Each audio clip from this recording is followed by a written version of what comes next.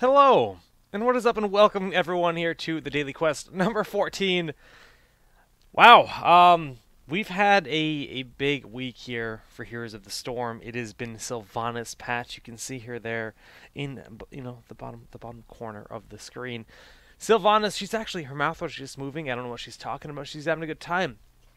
Blizzard has released a gigantic patch bringing her, Tomb of the Spider Queen, a lot of balance changes, and a beautiful new UI to the game. And well, today's show is just going to be completely talking to Sylvanas. Now she's of course the newest hero in the game. She's very unique in the sense that they didn't want to make another, they wanted all the rangers up, the bow users, to be different. They didn't really want her to feel like Vala 2.0, Vala with dots, etc., etc. It's really easy for them to do stuff like that, and I think they've done a pretty good job at doing that. But before we get into actual discussion about Sylvanas, let's just take a second to just fall in love with this splash page.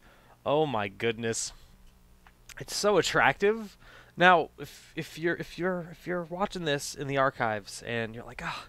This isn't that cool. I've seen way cooler ones than this. This is the first ever splash page for Heroes of the Storm that is actual, like, alive. This is an actual animated environment. It's Tomb of the Spider Queen with Sylvanas standing in there and looking genuinely badass, really.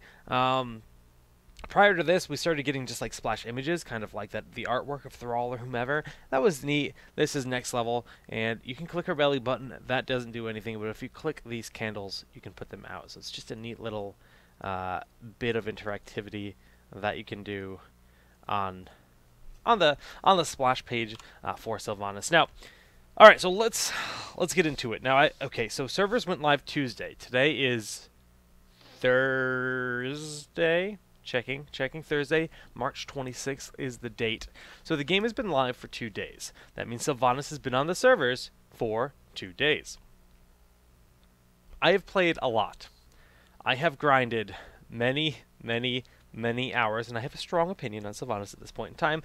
I think she's very good. That's vague. That says nothing. And we're gonna get further into depth.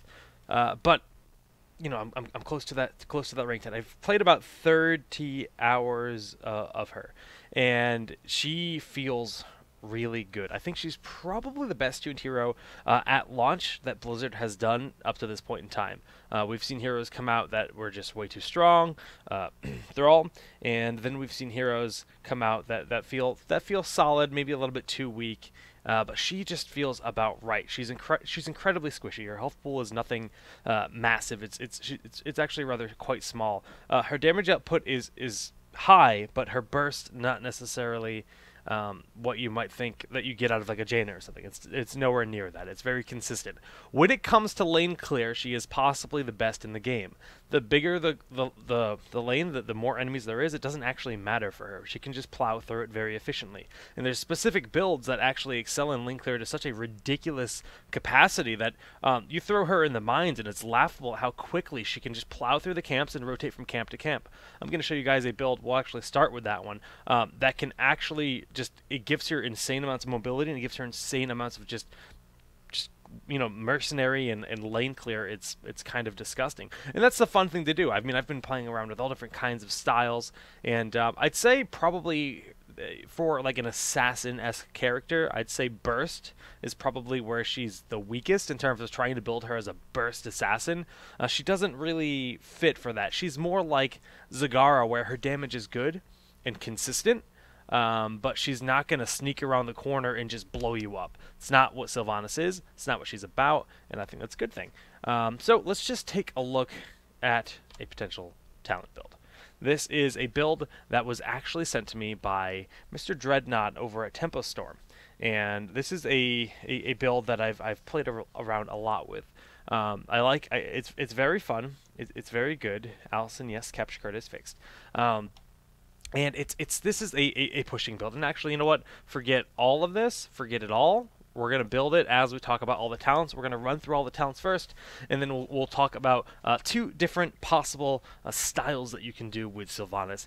And I'm actually just gonna completely 180, and we're gonna just talk about her kit first. So going into the client, we'll go to the shop, we'll go to Sylvanas, and there she is. You can spin her around, you can make her dizzy. Oh, look at her booty. I didn't do that. Don't judge me. All right. So Sylvanas, yes, the Banshee Queen. She leads the undead in World of Warcraft. If you've played that, she's in Undercity. She's really cool. Her trait is black arrows and attacks and abilities stun minions and mercenaries and towers. I guess there was only one and there. I put a second one in there.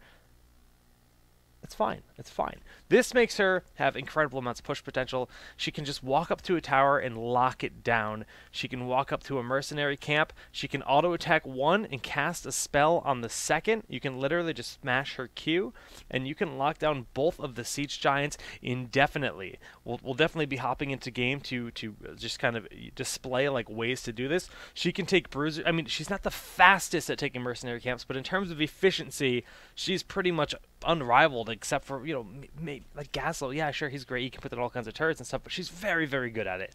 And looking through her ability, she has Withering Fire. You shoot at the closest enemy for 25 damage, preferring heroes, and this stores up to 5 charges. You gain an additional charge every time a minion or mercenary dies, and 3 charges when you kill an enemy hero. So, by killing things around you, you restore these charges. They restore on their own also. But it's you can actually just hold down the Q. This is actually a little pro tip. Yeah, you can mash Q all you want. You can rebind it to a different key that you prefer if you like. You could even make it like your side mouse button. Like if you have a gaming mouse and you want to put your side mouse button, do what you want there. There's a lot of options, but you're going to be hitting that key a lot. Like you're actually going to be mashing that Q quite a bit. And yes, you can in fact hold it down. Chillatek in the chat is like pro tip. Hold it down. He's right. You certainly can. Shadow Dagger, this is an AoE that spreads around. It deals 10 damage and an additional 40 damage over 2 seconds, but this is actually just spreads like a plague. You want to try to throw it into a middle of a camp if you can, and it will then just spread on anything, including structures. So if you throw this on the middle wall of the base you're attacking into their fort, you just throw it on the wall, it will spread to both towers. If the minion wave passes through at that same time, it's going to spread to them.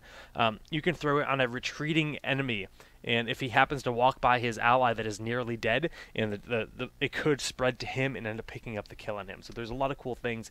It's a very fun AoE, and like I said, the bigger the wave doesn't actually matter because there's no limit as to how many things it can spread to. It's just a limit as to how quickly it spreads. Cat.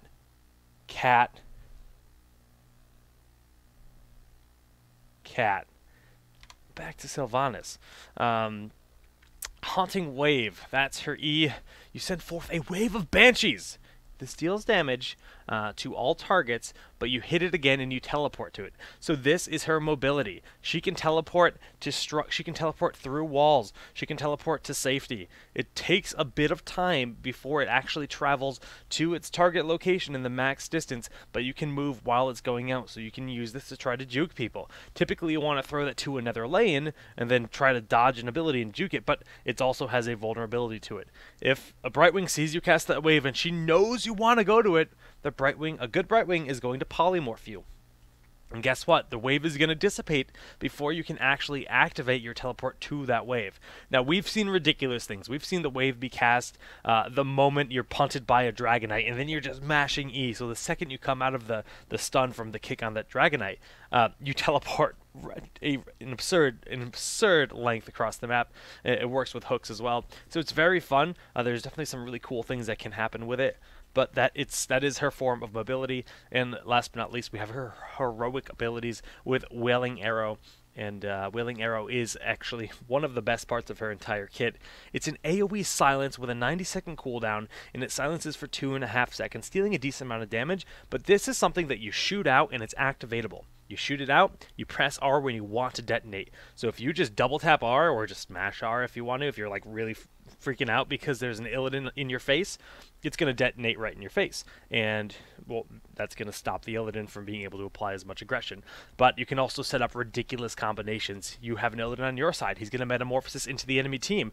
You can then silence all of them, providing him a lot of cover into that situation. Heroic Leap with Sonya. You name it. Void Prison. Whatever. It's very Wombo-esque. And it creates a lot of like really, really fun opportunities to just provide a ton of just disability on the enemy team and safety for your team in engaging. And her other heroic is, I don't know how I feel about it. I've played with it a few games and I've had some success with it. Look at that, 4-second cooldown. Every 4 seconds you can steal an enemy minion.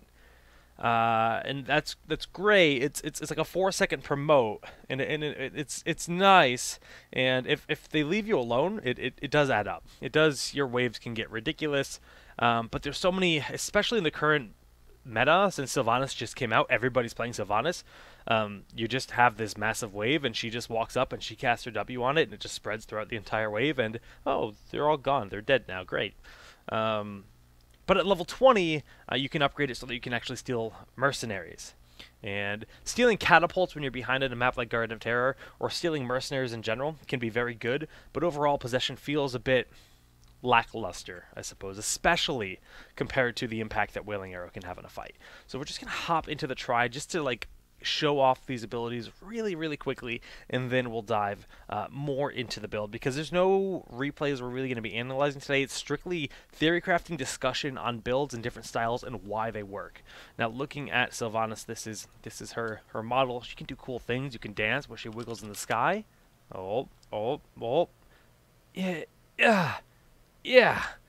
Great, good, wonderful. Let's get some sound in here. It's ominous. Oh, 40, that's a magical number. And then 25, okay. Much better, much better. And then you can also taunt. Oh, come at me, bro. All right, well. So looking at Sylvanas, we'll toggle the minions on.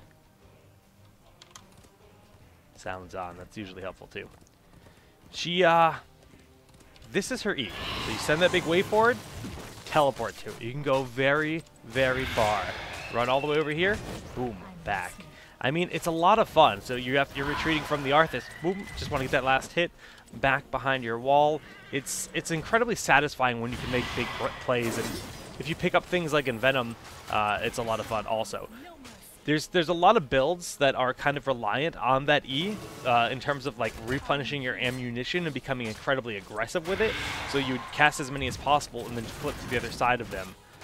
Like so. So you just literally hold down Q, you would cast over, teleport by, and then hold down Q again because it would refill your ammunition. Looking at the Q, it's literally just that little arrow. You can see that come out. It's not really a whole lot different than the auto attack, but if you hold it down, it's very weak, but it adds up a lot. And there's some cool talents like focused attack that do amplify its effectiveness and increase the damage potential of your hero by a pretty significant amount. And it just requires a lot of precision in controlling your attacks. On top of that, we can look at, or I guess not on top of that, but last but not least, we have the W, and you can see you cast it, and it just spreads. And these towers, they're like cursed. They can't even attack. Now, that's her trait in general. You shoot something and it just stops attacking. But the fact that you can spread this onto every single enemy, onto the walls, onto everything, it becomes rather significant and rather powerful. I know there's a good question in the chat. Is holding the Q thing only for quick cast? The answer is no. The Q functions like quick cast. I do not use quick cast myself, but that's just kind of how the ability is. It's auto homing, kind of like Lily's Q. So in theory, you can hold down Lily's Q and it will cast heal every time it is able. Let's just level up to 10. We're going to get random talents. And we're going to get Wailing Arrow at 10. Now this is the silence, and you can just shoot it out. And you can see Arthas has that little silence bubble over his head for 2 seconds, and he will ultimately end up dying. And we'll just reset the level to show the other heroic rather quickly. And So we'll just grab that, and we'll just grab Possession. In Possession, that is, of course, the steal on enemies, and you just, oh, that enemy's mine, and then 4 seconds later, oh, we got that one, and it will heal them up, and it's 20% buff, but they die rather quickly. It's kind of fun, it's kind of neat. If you're really allowed to do a push style, I could see it having a lot of effectiveness. If you get something like Demolitionist on your squad, it's rather good. Did I not say 2.5 seconds, Kubi? But generally speaking, that is her kit. Now let's talk about builds. Let's talk about. She's gonna ramble if I let her do that, and I'm going to prevent her from rambling. Good. Done. Deal. Sylvanas in general has some cool options. You can build her to be much more of a hero brawler, or you can build her to be very push intensive. Middle of the road builds are certainly going to be viable.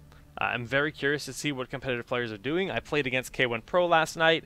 He did the identical build that I do in terms of just team fighting.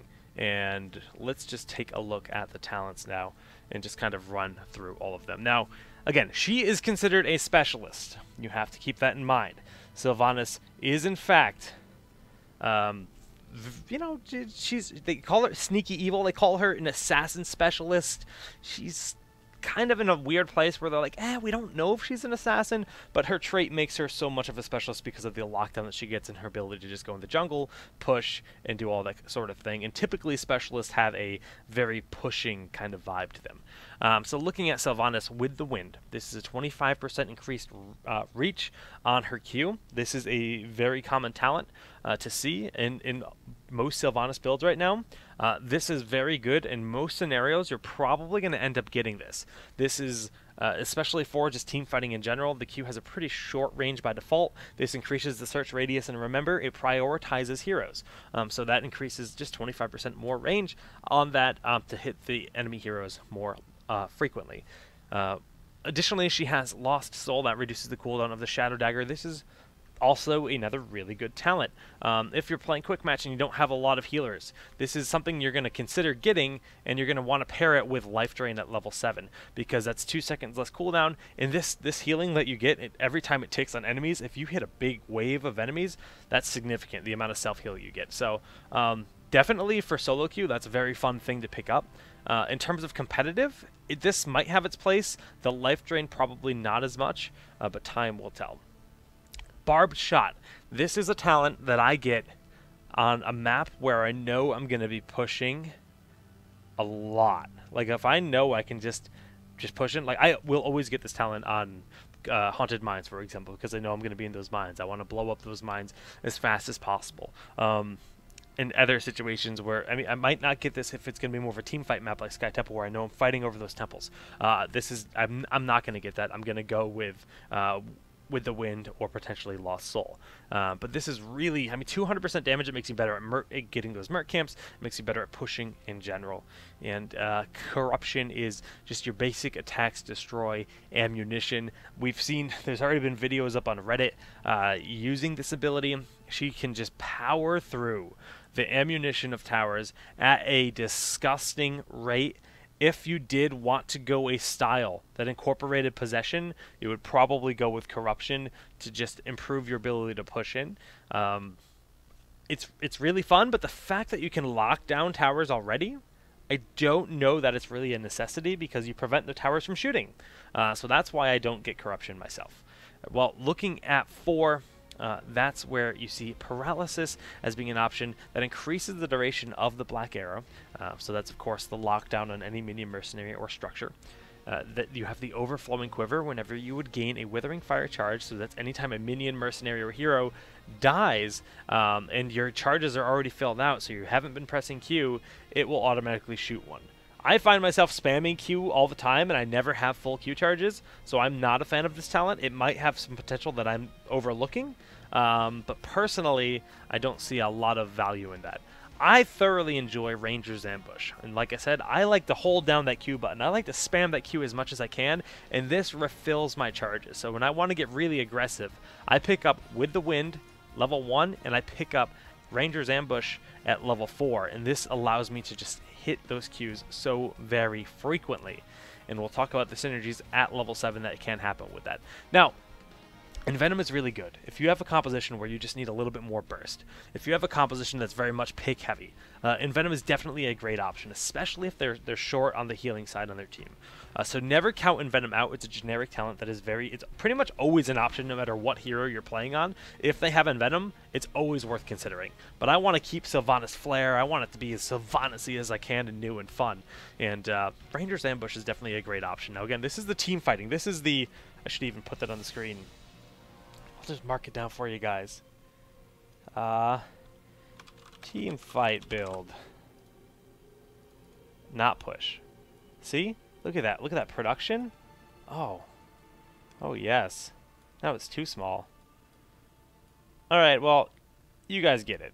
Team fight build. Done. Continue on to level 7. There's Unstable Poison. Now, Unstable Poison is actually a pretty cool ability.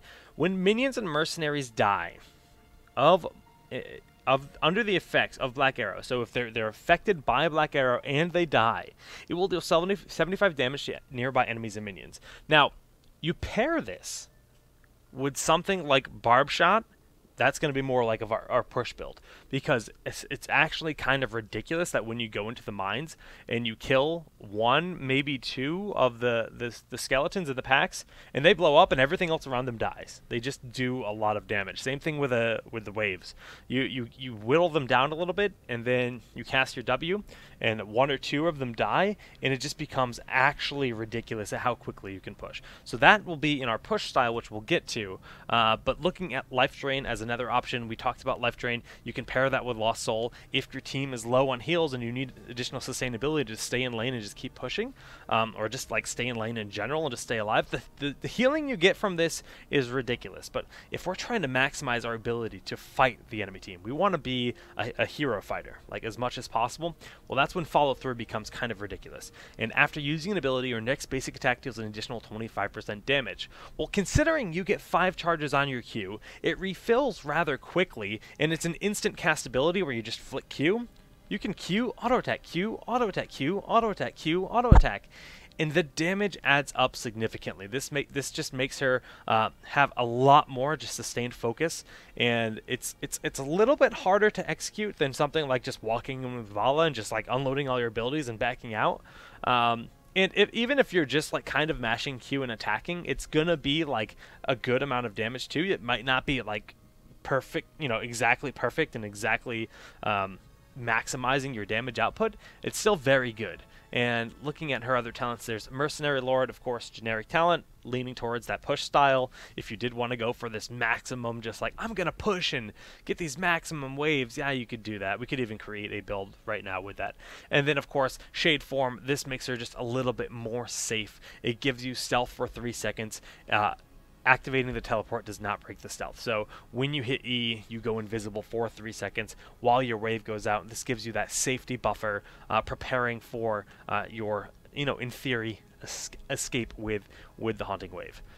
Looking at 10, 9 times out of 10, we're going to go with Wailing Arrow. It's just a very powerful talent, and then Possession is definitely something worth considering doing and just playing around with, especially in quick match. I can tell you right now, we're not going to see it ever used in competitive, ever, unless they change it. But overall, it feels kind of lackluster. When it comes to level 13, we've got Overwhelming Affliction, where the Black Arrow Knells applies to heroes, slowing their movement speed by 5% for the duration, stacks up to 5 times, so you can get it up to 25% slow. And this is definitely something cool and worth touring around with. I haven't played with it too much. I have used it.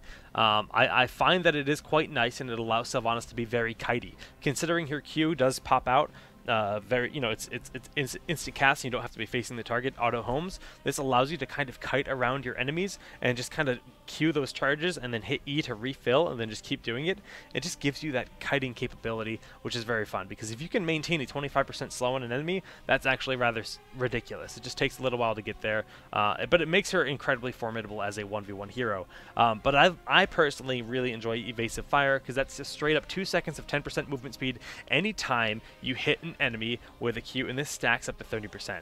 So if you're chasing and you're mashing that Q, trying to kill that target, rather than slowing them down, you could be chasing them. This also helps you get away from scenarios in a little bit more of a broad sense, but it is dependent on having those Q charges, and that's exactly why I like the Ranger's Ambush. So I'm going to put that down here for this build, and then at the end I'm going to link this all. I'm going to link these builds in the YouTube VODs and in the Twitch chat. I just need to make sure I mark it down for myself. Alright, so Splinter Shot. The Withering Fire shoots a second shot. Very, very nice. And then she has Spell Shield, which is just a generic talent, which we don't really have to talk about. On to level 16, we have Windrunner, where after you teleport from the Haunting Wave, so you have to use the Haunting Wave and then teleport to it, you can cast a second Haunting Wave for free within 2 seconds. So in theory, it just makes you very mobile, gives you a lot of options, and you have to remember the Haunting Wave does in fact deal damage. It's a very fun talent. We have the Cold Embrace. The Shadow Dagger makes enemies vulnerable, taking 25% additional damage, but the range of Shadow Dagger is reduced by 25%, so it's a double-edged sword. Reduces the range on it, but it gives you pretty much a Hunter's Mark on your enemy, and 25% is a significant amount of damage. So this is actually a pretty strong talent you can pick up just for additional damage. But looking across the board, Will of the Forsaken, activate to become unstoppable and gain 30% movement speed for 3 seconds. Very likely that we're going to see this used incredibly often in competitive matches, just because of how good that is. It's a 1 minute cooldown, but oh my goodness, that's the kind of stuff that if you gave if you gave Sonya something like Will of the Forsaken, she would be disgusting. On Sylvanas, this is just going to make her very hard to lock down. Popping Will of the Forsaken and sending out your E is just going to provide you that ultimate safety. They can't stun you out from using your E wave, and you're going to be able to get wherever you want to go. Chances are it's past a lane, out of the range of whatever is threatening you, and you're going to be all right. So that's a really nice talent. Blood for Blood adds you that burst. It gives you the additional healing that you can pick up just to be sustainable, and it's just a really nice generic talent. As of right now, I've been running Windrunner. I like Windrunner. I think all these level 16 talents are more than viable. I think all 4 of them are phenomenal options. And you know what people are actually saying in the chat? This is going to be a top pick. I think I do agree with you, just because that is a 25% reduction or damage increase that they receive, and on the entire enemy team. That includes minions. That includes everything that this Cold Embrace spreads to. But I've just been having too much fun with Windrunner because it's all over the place, and it's incredibly enjoyable. So again, 16, I think all 4 options are phenomenal. You can pretty much pick what you want there. And down to level 20, we have the Deafening Blast, which enemies at the center of Wailing Arrow's explosion take 50% more damage, and they're silenced twice as long. So that makes this a 5-second silence. Do you know how long 5 seconds is in a video game? That's basically the entire match, and you can't do anything. So this is actually a huge talent, definitely worth considering. We can look at level 20. Also, we have Dark Lady's Call. This increases the attack and health bonus from 20 to 30% on all minions, and this also allows you to pick up enemy mercenaries. Now, I'm pretty sure I actually haven't tried it. I haven't tested it. This does not work on the boss, but you can pick up a Siege Giant. You can pick up a knight, or a bruiser as they like to call them nowadays, and this is going to give them to your side with a 30% bonus, so it'll be significantly more powerful. And that also includes catapults. So catapults is kind of where it becomes really nice, but this makes the duration, it's a 20-second cooldown instead of a 4-second cooldown when you steal any of those minions, whether it's a catapult, giant, or a bruiser. Generic talent, Fury of the Storm. Yeah, it's more damage, it's nice, it's specialist, all specialists have it. And then there's Bolt. Now, personally, I pretty much get Bolt or I get Deafening Blast. If you think your team has that wombo capability, if you think that's going to be the edge that your team needs, this 5-second silence just to ruin your opponents, that's huge. Or if you're afraid, you pick up Bolt of the Storm. Now, Bolt of the Storm, more worthwhile in considering if you did go for something like Cold Embrace instead of Will of the Forsaken or Windrunner. But if you did go with the Windrunner, maybe you want to look at Deafening Blast more so. So for this build, we're going to put Deafening Blast there as the option. And that is the team fight build for Nazeebo. Now, I'm going to link that in the chat. If anybody wants to just bookmark it, do what you will. Does this even work? Bam. There's the link. Does it work? I clicked it. It works. It works, boys. Excellent. Now, let's look at a push build. Wave clear build. We're going to delete all of this. We're not going to read every talent again. You should know by now. And we're going to just kind of explain. So level 1, say we're playing in Haunted Mines, right? Haunted Mines, it's a great map. And you got to clear, and you got to collect those skulls, and you got to push those towers down. You want that advantage for your boss in the early game, where you just want to push in, you want to destroy their towers, and then you want to go into the mines and get as many skulls as you can. And when you get those skulls, their fort's already exposed because those towers are down. Well, you're going to need a lot of push power to be able to do that, right? This is the kind of build that is going to make Sylvanas incredibly good at that kind of thing. So Barbed Shot, that's a 200% damage on minions and mercenaries. Now on a map like Cursed Hollow, if you think you're going to be left alone to push, this is very good there also. And if you're going to go bottom lane on something like Blackheart's Bay, also worth considering. So I'm not saying you can only do this on Haunted Mines. This is definitely a build that can work on pretty much any map. Probably, I'd say the one map I would refrain from doing this on in the current map list is probably Sky Temple. Not really going to be worth your time. We're going to be picking up the Ranger's Ambush. That's going to refill your ammo. So you're going to be mashing Q a lot. You're pretty much just going to be holding Q. That's 200% damage. This is going to refill you ammunition on Ranger's Ambush, and then Unstable Poison is what's going to make it ridiculous fun, because every single time you kill those enemies and they explode, it's actually, I'm going to have to load up the game to show you guys how absurd it can actually be. I will actually get that ready and load it up. But as we run through this, we're going to pick up Wailing Arrow. Possession, don't waste your time with it. Even in a push build, I don't think it's really worth doing unless you're really trying to do it like a Merc Lord minion, just like push. They have no wave clear. You realize this, and you think you can get away with a style that's full minion push. Go for it. Have fun. I'm sure it'll be a hell of a time, and the video will be hilarious if you pull it off, and I'm looking forward to you guys doing that.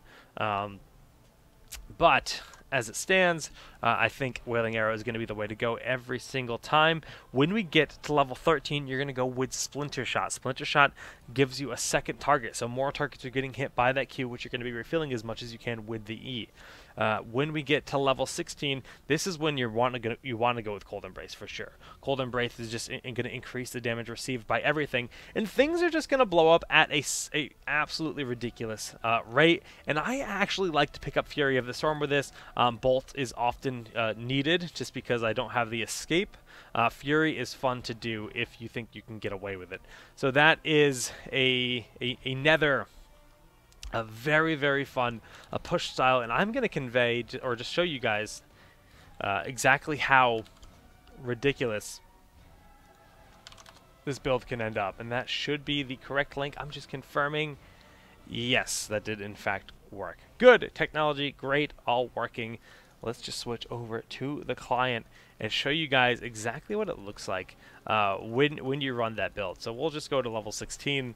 So this is going to be relatively late in the game, I guess, and we're going to go with the build that we talked about. I already picked my level 1 talent, which is the Barbed Shot. Level 4, that's when you get the Rangers. You're going to be getting the Unstable Poison at 7, Wailing Arrow, and then you're going to go with the second shot with Splinter Shot and the Cold Embrace. So now we're level 16. We toggle those minions. We waddle ourselves to lane, and I want to just point out the way that Sylvanas sits on her horse. You know, Jaina might sit side saddle. Sylvanas, she's like just ready to go. She is going to shoot arrows in your face. She's got 1 foot up there. She is just ready to go. And we're just going to walk on up. We're going to cast this. Oh, they're all dead. Stop that. Give me more minions. Malfurion, go home. I might even just do a try game to actually show this. Let's wait for those minions to come on out. There they are, and we will commence. So we're just gonna hold down our Q. Oh wait, the wave's gone. Huh, who would have thought? They're all dead. I didn't even have to go in with my E. Let's just bully Arthas back, and we'll kill him. And just waiting on that W. It'll be ready in just a moment. And we'll just try it again on the next wave of minions. La di da di da. There's Arthas. And oh look, minions. Just hold Q. Oh, they're all dead. So yes, it's rather fun. It's rather powerful. And the Unstable Affliction will not kill him. But yes, that is a very, very fun way to build Sylvanas. Cheating all the time. And I thoroughly enjoy playing her like that. So like I said, let's just talk about more scenarios. So, Cursed Hollow, going to be left alone a lot. Even though you have to do a lot of team fighting, the significance that you can have over since Cursed Hollow tends to be a little bit longer in terms of time, in terms of like the duration of the map, it's going to be well worth your effort going in to get that push, because it's going to pay off in the long run, because you can just push, and the merc pressure that you get, there's so many merc camps in that map. I think it's well worthwhile doing that style. I like it a lot of mines, like I mentioned. I love it on Tomb of the Spider Queen. It's super fun on Tomb of the Spider Queen. We have Blackhearts. It's a solid option. I think it's becomes a little bit less worth when the map mechanic is so strong, and that's like Sky Temple. Sky Temple's all about fighting and winning that map mechanic, and that map mechanic is going to be so much stronger than your push ever can be, and that's kind of why I just say don't do it there. But any other map, definitely rock that build. I will have those links in the information on the YouTube VOD, and I posted them in the chat. Once again, I can just pull them up for you guys and link them a final time. I should probably just put them in a Word document so I have them handy for the YouTube VOD. I'm just going to do that real quick. Sylvanas. And there's one. And here is the team fighting build, which is this second one I'm linking in the chat. That's the more team fighting oriented style. Overall, just to give Sylvanas kind of an overview, I really think that she's going to be a big player in competitive. Her damage output is consistent. Her burst is not insane. She is incredibly squishy in the same kind of sense that a Jaina is, but she does have a good amount of mobility. That mobility is going to make her just very useful for a lot of maps. Cursed Hollow, Dragonshire. In general, mobility is good. And the ability to pass through lanes the way she can make her incredibly slippery. She has a pretty high skill cap from what I can tell, maximizing that focus fire, maximizing your jukes, and then using the E in that in terms of getting out of situations that look absolutely impossible to live. And you can make ridiculous plays with her, and she's incredibly fun to watch. On top of that, she's just got the massive power in those team fights with that silence. And that silence is just going to be able to provide so much cover, so much flexibility, so many saves you can make. You see a big setup happening. You see the Hinterland's Blast coming out from a Falstad, and you just send out that silence and you stop it.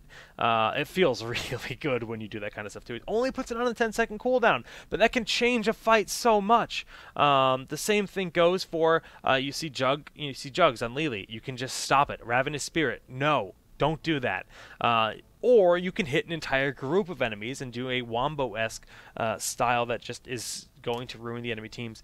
And her skins are just so freaking gorgeous. Oh, that one's great. Like, this one is actually great. Let's just whoosh, whoosh. Look at her cape. Whoosh, whoosh. All right, red. Pretty cool, pretty cool. Not my favorite. I know people like it. Let's go to the Ranger General. the blue and gold, the classic, very Alliance feeling. This one, which has some sick mount synergies with the second tint on the Cyberwolf, the golden Cyberwolf, and of course the redhead. She looks like a blood elf, honestly, and it's great. And then of course her master skin, boom, bam, Team Razor, and bam, the red one is really cool. She's a great hero. I'm super stoked to see what the pros can do. I have a feeling that what I've shown you guys in today, well, it matches what I've seen out of the top level players. So I kind of observed what a lot of the top level players have done in at least ladder, and it's on point with that. But we're gonna keep an eye on her in competitive, and we're gonna touch up on her again in the near future. We're gonna kind of actually dive into games for the next video that we do of Sylvanas. Will be more analyzing replays and the impact of the different styles that we've seen being played by her. But that's pretty much going to be this daily quest, just kind of giving an introduction to the hero, speaking to what we expect out of her, and it's going to be a lot of fun just to see it actually unfold over the next few weeks. Now, initially, I need to plug the official home of Daily Quest. We talked about making a website for it, for just solid Jake as a brand and making a website for that. That's kind of on the back burner for the moment, but instead we have made a Team Liquid thread. And the Team Liquid thread is just on the Heroes of Storm forums on Team Liquid. I'm going to link it in the chat right now, and I will link that on the YouTube VOD. This is where we're going to be putting all of the upcoming episodes, and any updates and anything like that I'll post here as to what's happening. Now, this is the hands-on with the Banshee Queen. Tomorrow is supposed to be a show on Tassanar. I'm gonna try to have replays ready for it. It might get postponed, unfortunately, because the thing is this style show is entirely there's big tournaments going on this weekend. We have the ESL playoffs happening, Chilitech. So ESL playoffs start tomorrow night, but we'll talk about that after we close out, because I'm gonna keep streaming after this show's over, anyways. The thing about like the show is it's entirely modeled around like the Day 9 Daily, and the Day 9 Daily is of course a daily StarCraft 2 show. Well, that with StarCraft 2, if a patch hit, you just had to the client would be able to load the replay on the old patch. In Heroes of the Storm, you can't do that. So pretty much I had a lot of content planned and created around specific replays, and the patch came out and it ruined all the old replays. So that's kind of why Daily Quest is in a weird spot every time a patch hits, and that's kind of the situation we're in. So I will be streaming tomorrow. May or may not be the Tassanar episode, but definitely use that Team Liquid thread to request themes, request specific episodes, whatever else, whatever kind of things you would like to see here for the Daily Quest, and you guys want to learn about the game. Beyond that, you can always send me replays of your matches. I think I'm going to be this is actually very likely. If the Tassanar episode doesn't happen tomorrow, it will likely be me analyzing Heroes of the Dorm training matches from some new teams that are trying to learn the game, and just kind of slowing it down and just kind of analyzing what could be done differently, what kind of decisions the team can make to capitalize and improve in their matches, and just kind of slowing it down and just kind of being like, all right, well, let's see what these guys can do to prepare themselves for that Heroes of the Dorm tournament. And if you haven't signed up, I think you still can. heroesofthedorm.com. Sign-ups might have ended today or tomorrow or very soon. Today is the 26th. I think today is the last day to sign up. So if you haven't signed up already, you have to sign up pretty much now for Heroes of the Dorm. So good luck with that. Team Liquid running Murky and Force Wall Tassadar. I will have to try to get... I'll have to try to get my hands on that replay. Coruscant, that sounds like a lot of fun. On that note, guys, that's going to do it here for the Daily Quest number 14. The stream is not going down, so stick around. We're going to switch over to play. We're going to play some games. We're going to play on ladder. Sylvanas is nearly 10, and we're going to get her to 10. So stick around for that. That's going to do it here for the VOD. Thanks for watching.